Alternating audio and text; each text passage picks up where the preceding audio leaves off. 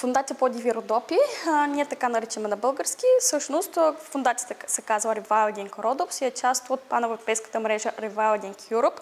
Rewilding Europe е една голяма организация, която е базирана в Холандия и работи в няколко места в Европа.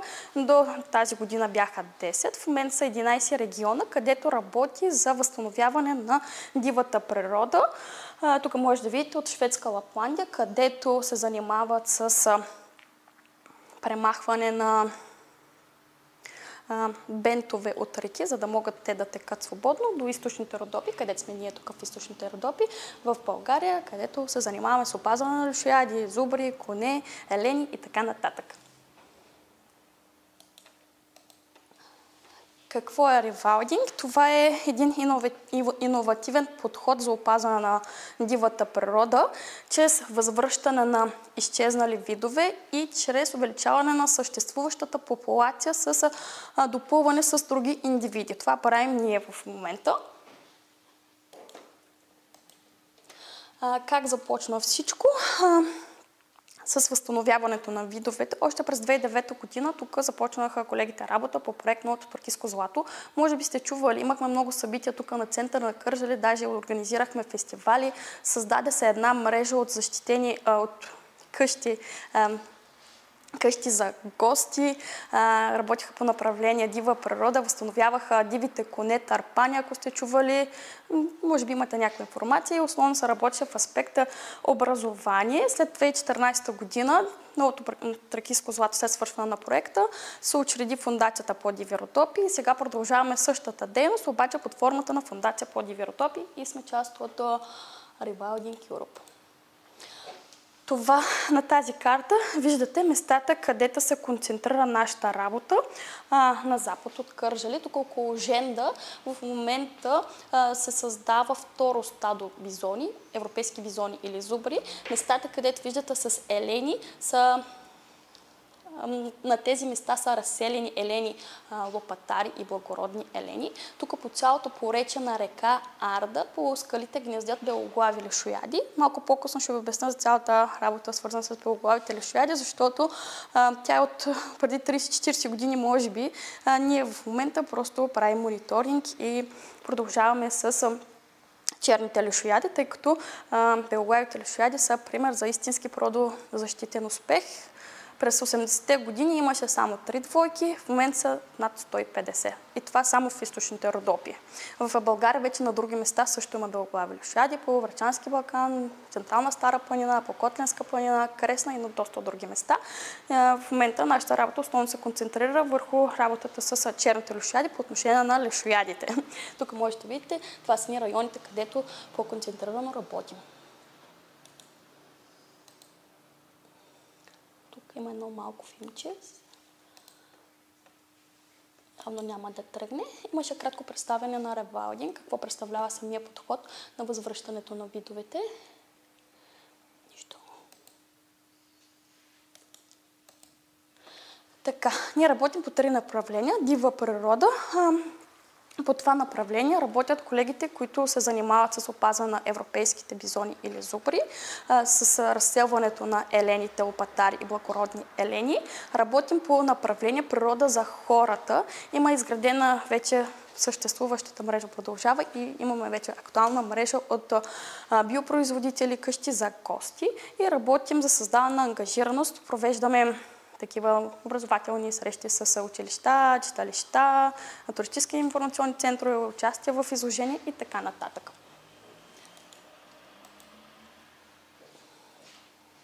Това няма да тръгне вероятно. Тук имаше пак клипче. Защо точно Rewilding Europe избра източните Родопи? Защото тук има уникално биоразнообразие. Има над 270 вида птици, над 11 вида земноводни, над 27 вида влечуги. Това е голямо биоразнообразие. Защо точно така? Защото източните Родопи се разполагат точно на преходната зона на субтропичния и умерения климатичен пояс. И заради това разположение имаме много такива видове, които са характерни хем за умерените ширини, хем за субтропичния пояс. По отношение на растенията има такива видове, които са характерни даже и за Кавказ, за Анатолия. И затова Рибалдинг избра да работи точно в източните Родопи. Тук пейзажът е мозаичен. Това е много важно, защото мозаичният пейзаж съдържа такива пространства с храсти, с гори и открити пространства. Една от основните наши задачи е да работим за поддържането на тези открити пространства, които гарантират функционални екосистеми. Защо така? Ще разберете малко по-късно. Нашите супергерои на източно-родопския пейзаж, така наричаме нашите елени, зубри и коне, защото те, пасейки трева, поддържат тези пространства открити. Всяко тревопасно се храни с нещо конкретно или нещо различно. Примерно, едни се хранят с плодове, с клонки, с листа, други пасат трева и така по този начин определят облика на цялата планина. Много бързо ли говоря? Добре. Аз имам въпрос. Да. Разположите се, имам ли аз, примерно като турист, пешеходен, имам ли някакъв свободен достъп до местност, където има зубърче? Ще стигнем и до тях. Всъщност, възвръщането на зубрите е един много такъв сложен процес. Много бавно се случват нещата. Кога се счита за успешно възвръщането на зубъра, след като те успешно си отгледат малкото. Нали, първоначално процеса на пътуване от чужбина до България. Идва зубърчето до България или зубъра. Те идват от такива центрове за развръждане или от зоопаркове. Те не са диви животни. Ние тук ги пускаме напълно на свобода в природата, в дивото, както се казва. Те първо трябва да се научат да оцеляват, да си намират храна и като намерят тази храна, трябва да се научат и да усвояват и тази храна и след това да станат полово зрели. При тях става на 3-та годишна възраст. След това 9 месеца да носят плода. При стрес, нали, то може да стане нещо като при хората, нещо опасно. След това, като се роди малкото зубърче, то трябва да оцеле, да порасне и след това една реинтродукция на зубъра се счита за успешна. А това е един процес, който отнема доста години и най-малкото безпокойство понякога може да се отрази неблагоприятно върху състоянието на зубрите. Затова 2013 година започна работата с зубрите в студен кладенец и в момента там има 22 зубъра и 3 малки се родиха тази година. Това е такъв много голям успех. Как да ви кажа? Смисъл, сега ако отидете да ги видите, ако ги срещнете в природата, просто се пазете. Имайте предвид, че те вече са напълно диви животни и достигат така мащабни размери. Не е хубаво да ходите много близо до тях. Ако им се радвате просто отдалече, това ще е добре за тях. Те са изградили навик вече през годините да се пазят и от хората. Примерно през зимата слизат близо до пътя, до пасищата, там до обора в студен кладенец, до границата на ловното стопанство. Обаче през лятото, тъй като има много хора, които идват на къмпинг, идват на риболов и така нататък, и те за това вече през лято си седят основно горе на планината, на Бойник планина. И по-трудно се виждат, но като станат повече бройки, ще бъдат като елените. Ще ги виждате по-лесно, с малко повече търпение в следващите години. Защо не? Може и да видите. А вие как ги наблюдавате? С фотокапани? С нашийници, да. GPS нашийници. Преди да бъдат пуснати на свобода, минават такъв ветеринарен преглед и им се слагат GPS нашийниците и така ги проследяват колегите, които се занимават с тях. Има отговорност. Те са доста потайни всъщност, като преди, когато зубърката е бременна, тя се отдалечава, те са доста социални групи живеят в стадото и преди да се роди зубърчето се отдалечават някъде на потайно място и изчакват няколко дена, всъщност по някоя седмица, докато укрепне малкото и след това отиват при останалите животни. И, както казах, те са доста социални животни. Другите женски зубри в стадото помагат също за отглеждането на малкото бебърче, които нямат малки бебета. Да. Защо пашата е важна, ако трябва да се върнем към презентацията? Защото когато намаляват домашните животни, няма кой да изпасва нивите и се натрупва една суха тревна маса. И при най-малък пожар може всичко да пламне. И затова е хубаво да има паша за предотвратяване на пожари. Както знаете, през последните няколко години има много пожари в района. Ревайлдинг идеята, как започва всичко. Както виждате в началото, едрите тревопасни природата са като в една нишка, като ДНК верига може да си представите, с урбанизацията и индустриализацията. Нишките се отдалечават една от друга и това в момента, което ревайлдинг се опитва да направи, е да ги събере пак на едно място, да стане възможно съжителството между хората и животни. Дивата природа, те не са нещо страшно, ние просто живеем заедно. Защо е важно да има открити пространства? Когато има открити пространства, има по-малка конкуренция за светлина и много повече видове могат да съжителстват.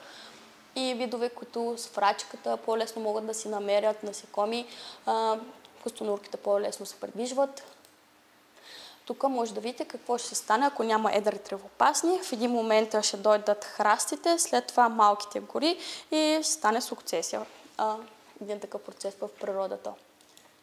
Където се установи, че всъщност в такова местообитание няма такова биоразнообразие, колкото в откритите пространства. В вторичната гора, която се е образувала с появата на храстите, първоначално е била, примерно, да кажем, пасище, след това идват храстите, след това горите, да. Се установи всъщност, че има по-малко биоразнообразие, по-малко различни видове. Ние не искаме да има повече гори, че да има повече вода. Трябва да има и повече животни, нали така? В смисъл, хранителната верига си представете, ако изчезнат видовете, в един момент то ще стигне и до нас. Пирамидата си върви нагоре. Това са видовете, които са силно зависими от откритите пространства. Египетския лешояд, той като останалите лешояди не се храни само с мърша, той се храни и с жива храна и си хваща по някои такива костенурки. Затова за него е важно да има открити пространства. Лалогерът, примерно, като има високо неизпасена трева, не може да се предвижва и затова е важно да има такава паша и по-ниска трева, както и за костенурките. Тези трите вида тук, за съжаление, са световно застрашени видове и намаляват в цял световен мащаб с бурни темпове. Сухоземните костенурки, сигурно ги знаете, двата вида тук, да, които ги виждат, да. За съжаление ги събират, да, и има едно поверие, че ако се спие кръвта, нали, лекува болести, това е много опасно, нали, както ако някой тръгне да го прави, може лесно да се зарази с лаймска болест и да стане страшно. Кръговрата на живота, какво представляват? Кръговрата на живота в нашия контекст с увеличаването на тревопасните има достатъчно храна за хищниците, за едрите хищници, така че те да не посягат на домашните животни. Тревопасните стават храна за едрите хищници, в последствие пък с остатъците от едрите хищници се хранят лешоядите. Те са много важни, защото те изяждат труповете на умрелите животни. Моля? Санитарите на природата, точно така, да. Примерно сега имаше син език, едно заболяване по овцете, сигурно сте чули, или чумата. Примерно ако някъде умре някое животно, нали, кучетата ядат, някакви други хищни животни идват, разкъсват, разнасят. Обаче ако се появят лешоядите, както тук имаме над 350 индивида, една коза за няколко часа, няма и няколко часа, ще изчезне напълно от природата. Това означава ли, че лешояда е ключов вид? Той е ключов вид, обаче той е на върха на хранителната пирамида. Трябва да има и такива тревопасни, че да оцелява лешояда. Той затова е докаран до ръба на оцеляването, защото е нямал достатъчно храна. И през 80-те, 90-те години основната работа на колегите е била да подхранват. Да.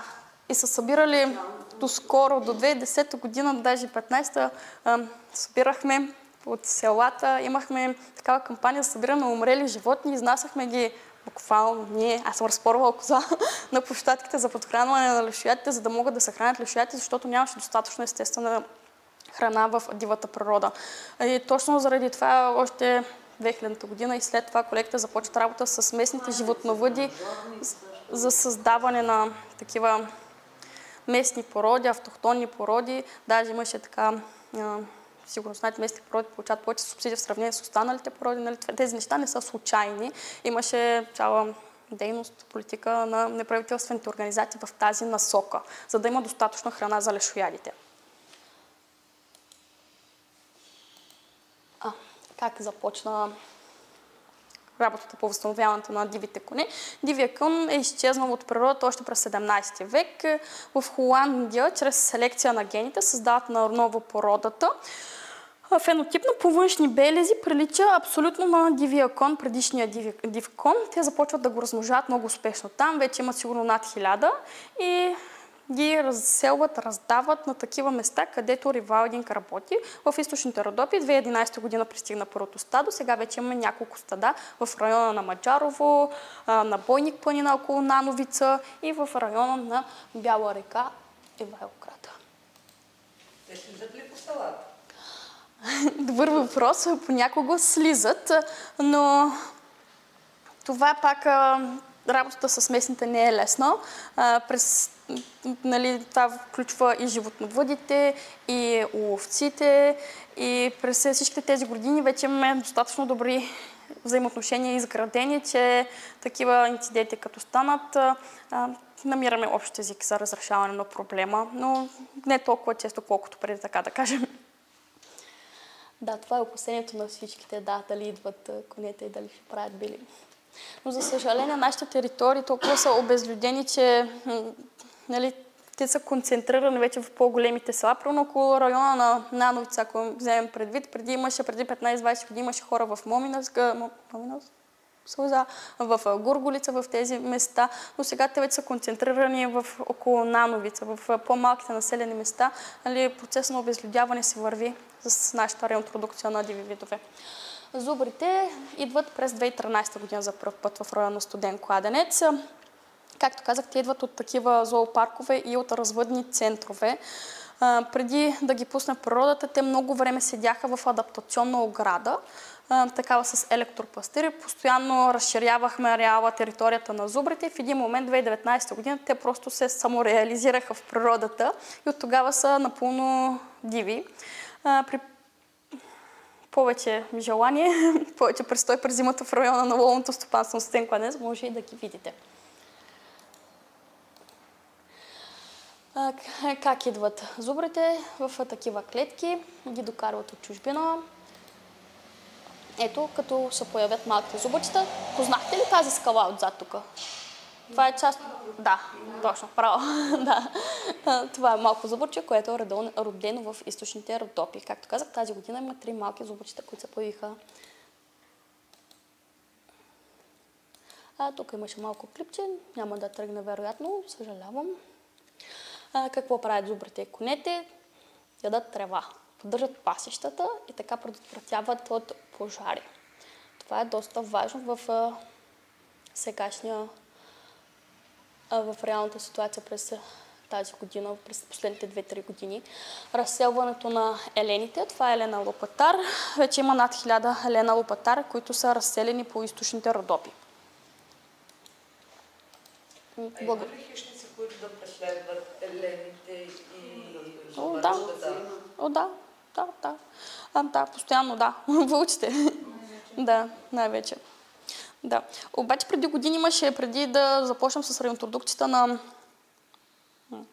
конете и на зубрите, тук постоянно идват такива университетски учени, такива преподаватели, правят си проучванията за магистратура, докторантура. Имаше един младеж, който беше от Холандия и си събираше данните за вълците и за тяхната храна и се установи всъщност, това беше 2011-2012 година, се установи всъщност, че те основно се хранят с диво прасе в източните Родопи. Явно тогава броят на елените не е бил толкова голям, че да има достатъчно елени за вълците, но в момента има над 1000, така че благородни елени, над 250 са разселени за последните 10 години. Белоглавия лешояд, както казах, през 80-те години. Белоглавия лешояд почти се е водил, че е изчезнал. Защо е станало така? Защото много масово са използвали отровни примамки тогава и са ползвали стрихнин, сигурно сте чували тази отровна примамка срещу хищниците. Те не са целяли директно да убиват лешоядите, просто слагайки отровната примамка, некосвена жертва стават лешоядите. И така са го докарали до ръба на изчезването. През 80-те години откриват няколко птици, започват да ги подхранват. И в момента, виждате, има 144 двойки в източните Родопи. Двойки. Да, над 350 птици, такива индивида, като отделни птици, защото не всички са в сформирана двойка. Има и такива птици, те достигат много късно по възраст, на 4-5 годишна възраст и през това време скитат. Някои остават в България, някои заминават за други страни и така. Примерно, всяка година ние как знаем колко птици има, освен че правим мониторинг на гнездата. Имаме данните от предишните години, знаем на кои скали колко гнезда има, проверяваме ги. Освен това, всяка есен, това е така мащабна акция на Балканите. Разбираме се с другите колеги, които се занимават с опазване на лешояди и броим. Застава пред една скала, примерно да кажем скалата на Девинци или да кажем на Средна Арда, отсреща застава един младеж и брои колко лешояда ще кацнат същата вечер на тази скала, с цел да се установят колко индивида има в района. Те не са ли опръстени, че да може да се наблюдава? Няма как, те са много двойки, за да те гнездят на високи скали, за да отиде някой пръстена, просто като го видите в полет, трябва да имате зрителна тръба, която да е много добра, която струва много пари, за да може да видите пръстена. Ако има предаватели, пък също те са скъпи, нали, определени индивиди се маркират с GPS предавател, просто за да носят полезна информация за нас. Примерно, сега ни други колеги, които се занимават с белоглави лешояди в Стара планина, с черен лешояд, извинявайте, имаше данни за черен лешояд. Лешояд, който е маркиран на котел, беше отишъл близо до Етрополе да пие вода. За около 200 км беше изминал на ден, само за да отиде до водоизточник. Това е един от другите проблеми, нали, които срещаме през последните години. Всеки лешояд се храни с определени части на умрялото животно. Примерно египетските лешояди имат по-така здрав малък клюн, те разкъсват животното. Белоглавите лешояди се хранят с меките тъкани на умрелите животни. Черните лешояди, които се опитваме да възстановим в момента, се хранят с сухожилията и мускулите. А брадатите лешояди с костите. Тях ги наричали костобери. Да, взимат ги, пускат ги върху скали, като се щупят, ги изяждат. Да. И така може да си представите, ако имаме 4 вида, едно животно просто за няколко часа изчезва, нищо не остава. Какво се случва в дивата природа? Има един елен, който е такъв болен, да кажем, по-възрастен. Вълците са гладни, нападат го, изяждат го. След това с остатъците се хранят лешоядите. Лешоядите как се търсят храната? Тръгват сутринта, като има топли въздушни течения. Те използват термиките, да, сигнални полети правят. Те така съобщават на останалите, които са в небето. Те имат много остро зрение, останалите птици виждат и всички започват да кацат на едно място. И така може да видите 100-150-200 птици на едно умряло животно. И така се събират и се хранят. А костобера си вървеше с вълка, мисля. Костобера, той за съжаление е изчезнал от България. Сега се правят опити за възвръщането на брадатите лешояди. Зелени Балкани, другата организация, с която работим също като партньори. Аз силно се надявам и всичко от сферата на природозащита се надяваме да имат успех. Ще видим следващите години. Както казах, едно възвръщане се счита... Моля? Бяха съобщили преди време за двойка. Не, брадати не. Черни лешояди дете. Египетски бяха ленка. Брадати не. Дадя, да. Не брадати, черни лешояди в дадя.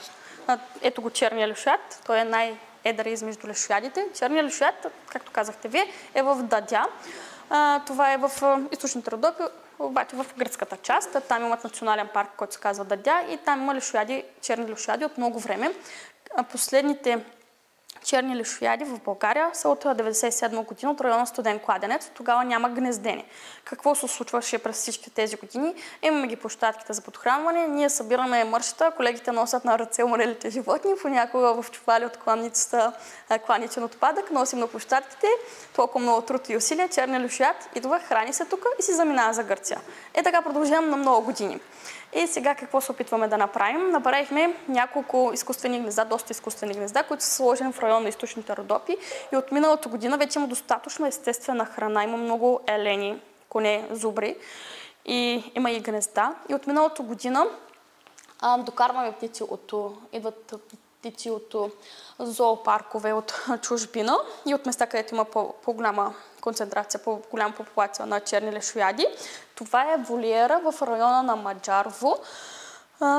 Поседяват птиците 5-6 месеца в тази волиера и след това ги пускаме в природата.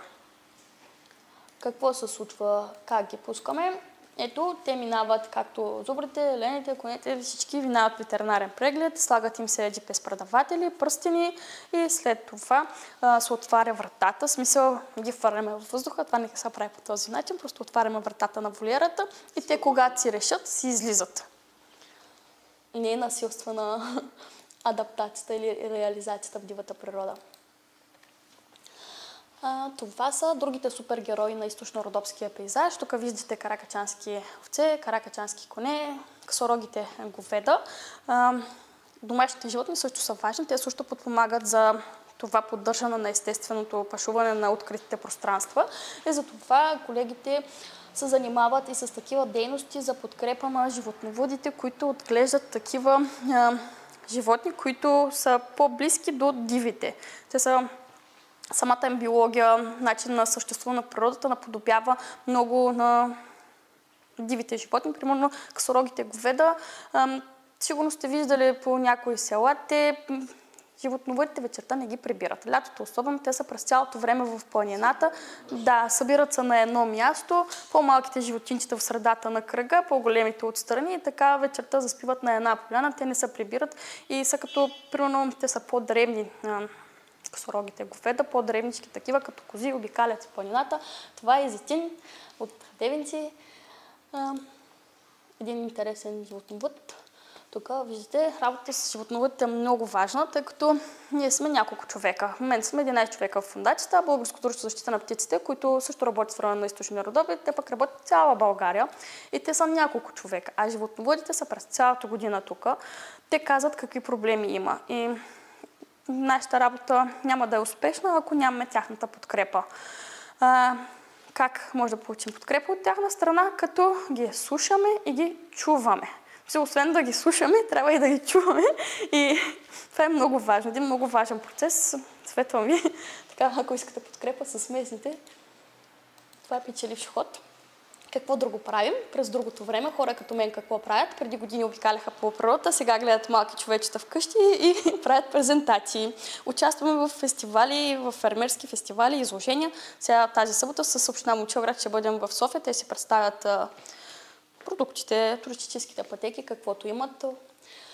И обикаляме такива фестивали. Водим деца, училищни групи в районите, където работим, в Женда, Маджарово, Студен кладенец. Имаме такава наречена програма Диво училище. Колегата, който се занимава с образователни дейности, отива, прави презентация в конкретното училище. Ако от тяхна страна има интереса следващата среща, им организираме посещение или в Маджаро-природозащитния център, или на Студен кладенец. Тук видяхме на предишния слайд Муръкскала. И така ги запознаваме с нашите дейности, с видовете, които могат да видят в природата. Тук имаме един празник, който всяка година март месец отбелязваме. Това е Световният ден на завръщане на дивата природа. На 21 март празнуваме. И тогава имаме повече дейности, които са свързани. Правим фотоконкурс, конкурс за детска рисунка в училищата. Много добре се партнираме с Обединен детски комплекс в Кърджали. Там има фотоклуб. Те са много така добри наши приятели, така да кажа. Какво друго направихме тази година, което беше така доста интересно. Украсихме с стенописи 2 спирки в Нановица и в Ивайлов град. Целта беше местните жители и хората, които повече ходят в тези населени места, просто да имат така доброто желание, да искат да опазват природата. Има нов облик с зубри, лешояди, лалугери и така нататък. Всяка година септември месец организираме такъв лешфест, ние така го наричаме, Международния ден на лешоядите. Не на птиците, на лешоядите. На птиците сега този уикенд на лешоядите в цял световен мащаб се празнува. Хора, които се занимават с опазване на лешояди. Ние по традиция винаги в Маджарово го правим това събитие. Всяка година, да. Да. И на лешоядите е така. Всяка година си е първия уикенд на септември. И ние по традиция, така от много години, се събираме в Маджарово. Тази година имахме театър. Така, всяка година на събитието има театър за децата, има работилници, където може да си направят маски като лешояди и вечерта завършваме с концерти. Следващия път може да заповядате и вие. Интересно се получава. Тази година имаше пълнолуние. И беше така доста романтично. Какво друго правим? Работата с местните или Nature for People. Какво правим? Имаме мрежа, която е с къщи за гости, места за настаняване в източните Родопи. Сега Rewilding стартираха една платформа, която се нарича Wilder Places. Тази платформа е такава за туристически резервати. Хората, които си живеят в чужбина, директно чрез тази платформа могат да си направят резервацията, да кажем, в село Стари Чал. Ако къщата е регистрирана, там има стая къща за гости, ако е регистрирана. И сега ноември месец колегите от Rewilding Europe ще бъдат тук в България, за да помогнат тук хората, които се занимават с биологично земеделие, които са регистрирани при нас, и хората, които имат къщи за гости, да могат да се регистрират тази платформа и да имат по-добре да се представят продукта в Европа, по-лесно да бъдат откриваеми.